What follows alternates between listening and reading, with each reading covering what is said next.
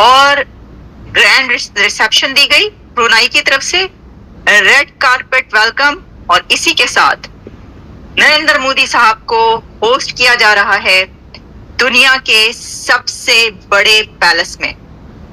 वो पैलेस जो कि ब्रुनाई के सुल्तान की रिहाइश का है, रेजिडेंस है। कुछ डिटेल्स उसकी भी आपके सामने रखेंगे। इस वक्त धूम है हर तरफ कि ये क्या बात है कि ब्रुनाई एक छोटा सा कंट्री या कोई ऐसा मुल्क नहीं कि जिसका हर तरफ चर्चा रहता हो, वहां पर भारत का वजीर आजम प्रधानमंत्री क्यों पहुंचा है। तो देखिए, सबसे पहले जो मैंने बताया कि मोदी साहब को वेलकम किया है क्राउन प्रिंस ब्रुनाई दारुस्सलाम हाजी अल मुक्तदी बिल्ला ने। ये इसलिए कहा जा रहा है ब्रुनाई दारुस्सलाम के लिए एक बहुत अहम, बहुत बड़ा लम्हा है, बहुत बड़ा मोमेंट है कि first time, for the very first time, दुनिया की 5th इकोनॉमी का बड़ा लीडर उनके पास पहुंचा हुआ है। इसलिए उन्होंने इतना ग्रैंड रिसेप्शन दिया। जो ब्रुनाई के सुल्तान हैं उनको तो आपने देख ही रखा होगा, बड़े मशहूर हैं ये ब्रुनाई के सुल्तान। ये इनकी दौलत के चर्चे हैं, दुनिया का अमीर तरीन शख्स इनको कहा जाता है। इनके पास हजारों गाड़ियां हैं, डजन्स ऑफ कार्स नहीं है। बातें इसके पहले कोई भी भारत का प्रधानमंत्री ब्रुनेई नहीं गया दोस्तों। और एक और बात मैं आपको बताता चलूं कि 40 साल हमारे डिप्लोमेटिक रिलेशंस को पूरे हो रहे हैं ब्रुनेई के साथ, 40 इयर्स, बड़ी बात है। और प्रधानमंत्री वहां पे जा रहे हैं, लेकिन आज के पहले कोई प्रधानमंत्री वहां पे गया ही नहीं, ये हमारे मैप पे था ही नहीं। अच्छा, अब आप कहेंगे साहब, आप कह रहे हैं बिलान बरसा है छोटा सा, तो आखिर मोदी जी जा क्यों रहे हैं? बिना मतलब के तो मोदी जी वहां पे गए नहीं होंगे जब तक भारत का कोई मतलब है, भारत का कोई फायदा। काफी कमेंटेटर्स टेलीविजन पे भी बोल रहे हैं कि मोदी तो चला गया है और हमें आइसोलेट कर रहा है मुस्लिम कंट्रीज। पाकिस्तान को कोई आइसोलेट नहीं कर रहा, पाकिस्तान को आइसोलेट करने वाले पाकिस्तानी खुद ही हैं। ठीक है, जब $42 बिलियन की बेगिंग की इंडस्ट्री होगी, 90% जो बेगर्स जेल में होंगे इंटरनेशनली वो पाकिस्तानी होंगे, और सब लोग थू कर रहे हैं, आपका 4th वर्स्ट पासपोर्ट है, तो आपको भारत की जरूरत नहीं है कि भारत आपको आइसोलेट करे। 2018 की एग्रीमेंट है जो कहता है कि ब्रुनेई की धरती से भारत एक ग्राउंड स्टेशन ऑपरेट करेगा।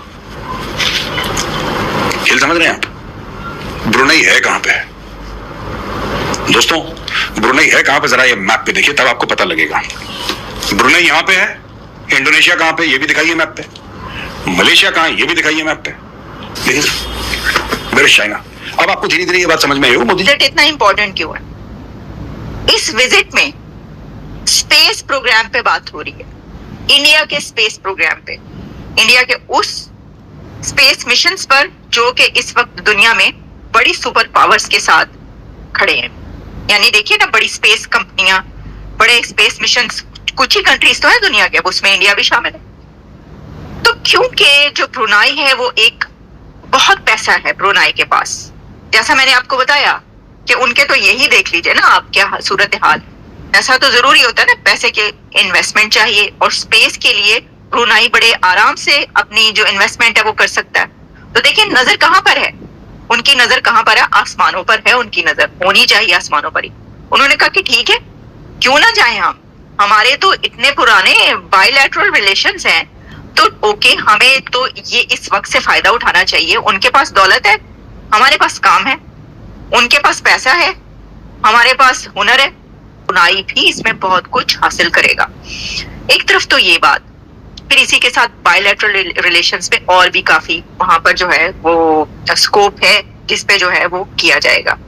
तो ये सब जो है ये हम देख रहे हैं कि हमें नजर आ रहा है। और इसके अंदर जो अगर हम आपको इस सिर्फ पैलेस की बात करें, जो मैंने आपको बताया कि क्या हिस्ट्री है इसकी, तो ये देखिए कि मैंने आपके लिए कुछ पिक्चर्स रखी हैं। जिवन रूम जो हैं वो 1788 कहे जा रहे, यानी ऑलमोस्ट 1800 कमरे हैं।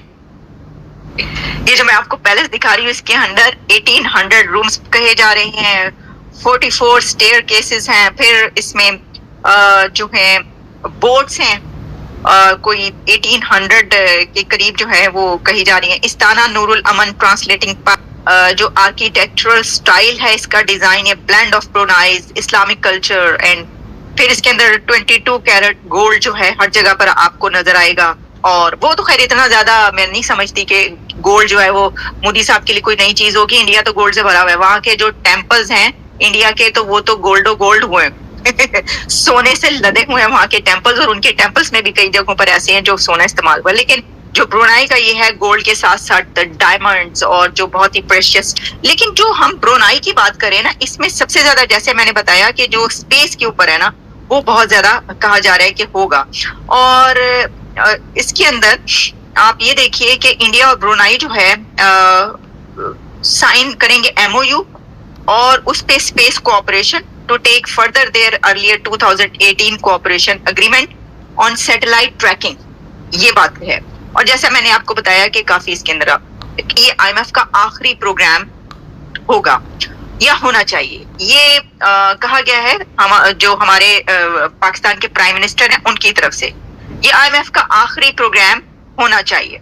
IMF की शराइत जो कंडीशंस हैं उसके ऊपर स्टेप्स लिए जा रहे हैं, हमारी मईशत में इस्तेहकाम और बेहतरी लानी है, और ये पाकिस्तान का तारीख का आखिरी प्रोग्राम जो है वो होना चाहिए। अब देखें आखिरी प्रोग्राम कैसे होगा, जबकि अभी तक हेलो दोस्तों, प्रधानमंत्री ब्रुनेई दौरे पे है, उनका ज़बरदस्त स्वागत हुआ है वहाँ पर। ये देख के पाकिस्तान की जोली है दोस्तों। ब्रुनेई एकदम छोटा सा देश है, कम से कम 6 लाख तक उनकी आबादी है, लेकिन बहुत पैसे वाला देश है। सबसे अमीर देश है ब्रुनेई वर्ल्ड में। कि राजा के पास इतना पैसा है कि बहुत, उनके सोने का महल, हज़ारों तो गाड़ी है उसके पास में। दोस्तों ब्रुनेई के पास पैसा है, इंडिया के पास टेक्नोलॉजी है, वो पे स्किल में इन्वेस्ट करेगा, इसरो में, दोनों मिलके उससे पैसा कमाएंगे बहुत। यह है स्ट्रैटेजी। ये देख के पाकिस्तान सोच रहा है इतना छोटा सा देश में मोदी जी क्यों गए। इतना सा देश हमें पूछते भी नहीं है, भिखारी को कोई पूछा है अब तक। ब्रुनेई की राजकुमारी हमारे प्रधानमंत्री के आगे पैर छुए आशीर्वाद ली है, क्योंकि ब्रुनेई एक बार कभी हिंदुस्तान का हिस्सा था, भला ही वो अभी मुस्लिम है। ब्रुनेई हिंदुस्तान का हिस्सा था ना, ब्रुनेई हिंदुस्तान में आता था। मलेशिया, तुम्हारा सिंगापुर, उसके बाद में इंडोनेशिया, म्यांमार, पहले ब्रह्मदेश बोलते थे उसको, म्यांमार को। इंडोनेशिया का नाम भी अभी इंडोनेशिया इंडिया के ऊपर से पड़ा है। और बांग्लादेश, पाकिस्तान, वहाँ तिब्बत, ये सब हिंदुस्तान का हिस्सा थे। इतना बड़ा था हिंदुस्तान। जम्बू खंड बोलते हैं उसको, पुराना नाम उसका जम्बू खंड, आर्यवर्त। ये भारतीय नाम, भारत का नाम तो महाभारत से चालू हुआ, उसके पहले तो जम्बू खंड आर्यवर्त कहा जाता था। रामायण काल में भी जम्बू खंड का ही मिलता है। ये हमारी हिस्ट्री है। पाकिस्तानी हो, तुम्हारी क्या हिस्ट्री है? क्या हिस्ट्री है तुम्हारी, बताओ। कोई हिस्ट्री नहीं है, कोई इतिहास नहीं है तुम्हारा। तुम्हारे बाबरी आजम, बाबर, बाबरी आजम तो तुम्हारा खिलाड़ी हो, बाबर, औरंगजेब, गजनवी, ये तुम्हारी हिस्ट्री है।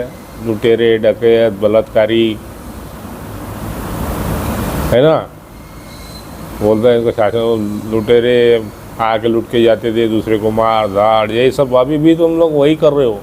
अभी तुम्हारे को किसी को मार धाड़, लूट मार नहीं जमती तो अपने में ही लूट मार कर रहे हो, मार रहे हो दूसरे को। मारो, हमें क्या, मारो, ख़त्म हो जाओ खुद ही। एक मुसलमान दूसरे मुसलमान को मारो, दूसरा मुसलमान कभी शिया सुन्नी को मारता है, कभी सुन्नी शिया को मारता है। चालू है तुम्हारे, तो हमें क्या। ब्रुनेई भी तो मुस्लिम देश है, गए ना।